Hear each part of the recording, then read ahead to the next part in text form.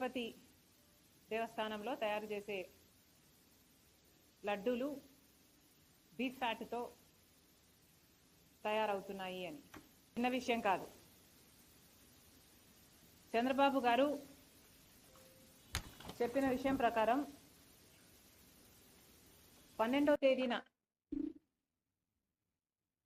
ఒక sample laddu sample తీసుకుంటే, అంటే చంద్రబాబు గారు అధికారంలోకి వచ్చిన రోజు, ప్రమాణ స్వీకారం చేసిన రోజు, ఈ సమయంలో జగన్మోహన్ రెడ్డి గారు ప్రభుత్వం ఎంపిక చేసిన కాంట్రాక్టరే ఇంకా సప్లై చేస్తున్నారు. ఆ రోజున తీసుకున్న శాంపుల్లో బయటపడ్డ విషయం ఏమిటంటే, లడ్డూలు తయారు చేస్తున్న ఈ ఫ్యాట్లో ఈ అంశాలన్నీ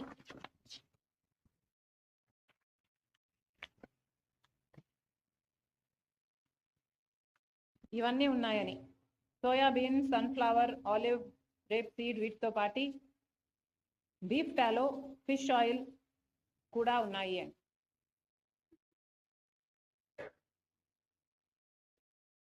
ఇంత పెద్ద విషయం, కోట్ల మంది ప్రజలకు, వాళ్ళ భక్తికి, వాళ్ళ మనోభావాలకు సంబంధించిన విషయం, ఎంతోమంది సెంటిమెంట్స్, ఇమోషన్స్కు ముడిపడిన విషయం. మన రాష్ట్రంలోనే కాదు, మిగతా రాష్ట్రాల నుంచి కూడా ఇక్కడికి వస్తారు. దేశ విదేశాల నుంచి తిరుపతికి వచ్చే వాళ్ళు ఉన్నారు.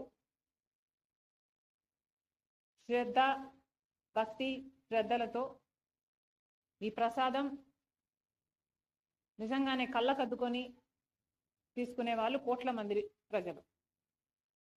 అలాంటప్పుడు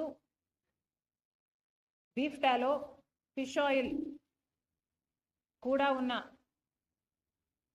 ఈ పదార్థాలు కూడా ఉన్న లడ్డూని ప్రసాదంగా ఇస్తున్నారు అని చంద్రబాబు గారు నిన్న చెప్పడం జరిగింది. చంద్రబాబు గారిని అడుగుతున్నాం, చంద్రబాబు గారు ఇంత పెద్ద విషయాన్ని మీరు ఇంత సునాయాసంగా, ఇంత క్యాజువల్గా ఎలా తీసుకోగలిగారు? కోట్ల మంది ప్రజలకు, వాళ్ళ మనోభావాలకు సంబంధించిన విషయం. ఈ విషయం మీరు కేవలం రాజకీయం చేయాలనుకున్నారా? కాబట్టే ఇంత సునాయాసంగా దాన్ని ఒక పాసింగ్ కమెంట్లా మీ 100 రోజులు సెలబ్రేషన్స్లో భాగంగా చెప్పారా? లేదు, నిజంగానే చంద్రబాబు గారికి దీని సివియారిటీ ముందే తెలుసా? ముందే తెలిస్తే మరి ముందే ఎంక్వైరీ ఎందుకు వేయలేదు? ప్రజలకు ఎందుకు చెప్పలేదు? ఇంత ఆలస్యంగా 100 రోజుల తర్వాత తాపీగా మీరు చెప్తున్నారంటే మీ ఉద్దేశం ఏమిటనుకోవాలి? చంద్రబాబు గారు తన 100 రోజుల పరిపాలన మీద జనాలు ఒక రిపోర్ట్ ఇస్తారు, ఒక అభిప్రాయం వాళ్ళు ఏర్పరచుకుంటారు. కాబట్టి తన వైఫల్యాలు కప్పిపుచ్చుకోవడానికి, వైసీపీ మీద బురద చల్లడానికి ఈ 100 రోజుల వెన్యూను ఎంచుకున్నారా? ఏమీ అర్థం కావటం లేదు. చంద్రబాబు గారు సమాధానం చెప్పాలి. ఇంత పెద్ద విషయం ఇంత సునాయాసంగా చంద్రబాబు గారు తీసుకోవడాన్ని కాంగ్రెస్ పార్టీ ఖండిస్తుంది. మేమైతే దీన్ని చాలా సీరియస్గా తీసుకున్నాం. కాబట్టి మేము మినిస్టర్ ఆఫ్ హోమ్ అఫైర్స్ కూడా ఒక లెటర్ రాశాం. సిబిఐ ఎంక్వైరీ జరగాలి. ఎందుకంటే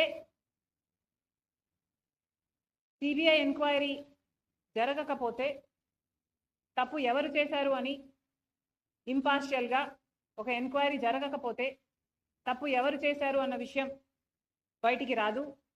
ఇది కేవలం రాజకీయం కోసం వాడుకుంటున్నారా లేక తప్పు నిజంగానే జరిగిందా? ఒకవేళ తప్పు నిజంగానే జరిగింటే తప్పు చేసిన వాళ్ళను శిక్షించాల్సిన అవసరం ఉంది. ఎందుకంటే వాళ్ళ మీద యాక్షన్ తీసుకోకపోతే మిగతా వాళ్ళు కూడా ఫైనాన్షియల్ బెనిఫిట్ కోసం ఇదే తప్పు చేసే ప్రమాదం ఉంది.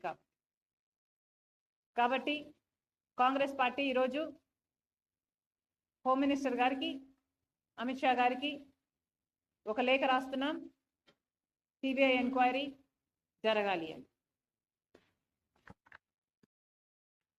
ఈ విషయం పక్కన పెడితే చంద్రబాబు గారి 100 రోజులు పరిపాలన,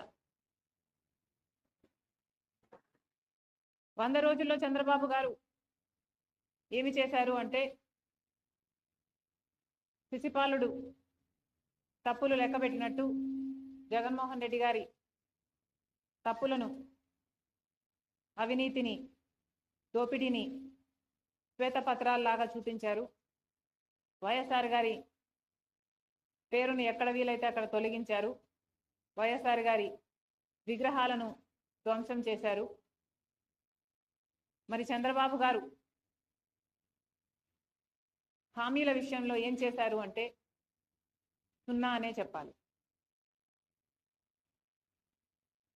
కూటమి సర్కార్ ఈ 100 రోజుల పరిపాలన ఎలా ఉంది అని చూసుకుంటే 100కి 0 అనే చెప్పాలి. ఎందుకంటే వాళ్ళు అత్యధికంగా బ్యాంక్ చేసిన వాగ్దానాలు సూపర్ 6, చంద్రబాబు గారి సూపర్ 6. చంద్రబాబు గారు చెప్పిన మాట, 100 రోజుల్లో మేము రాష్ట్రాన్ని గాడిలో పెడతాము, 100 రోజుల్లో మేము పక్కా యాక్షన్ ప్లాన్ రూపొందిస్తాము, 100 రోజుల్లోనే మేము అద్భుతాలు చేస్తామని చెప్పిన చంద్రబాబు గారు 100 రోజులు దాటిపోయినా కూడా ఇప్పటి వరకు సూపర్ 6లో ఒక్క వాగ్దానం కూడా ఇంతవరకు అమలు కాలేదు. ఎందుకు సార్ అని అడుగుతున్నాం. మోడీ గారి డైరెక్షన్లో చంద్రబాబు గారి 100 రోజుల సినిమా అటర్ ఫ్లాప్.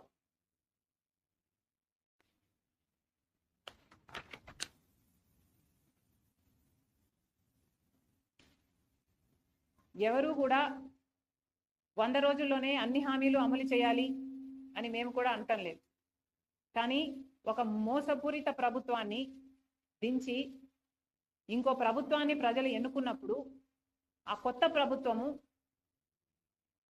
వాళ్ళ పక్షాన నిలబడుతుందని ఎంతో ఆశగా ఓట్లేసినప్పుడు కనీసం మీరు ఇచ్చిన వాగ్దానాలలో ఒక్కటి కూడా నిలబెట్టుకోకపోవడం వెరీ డిసప్పాయింటింగ్.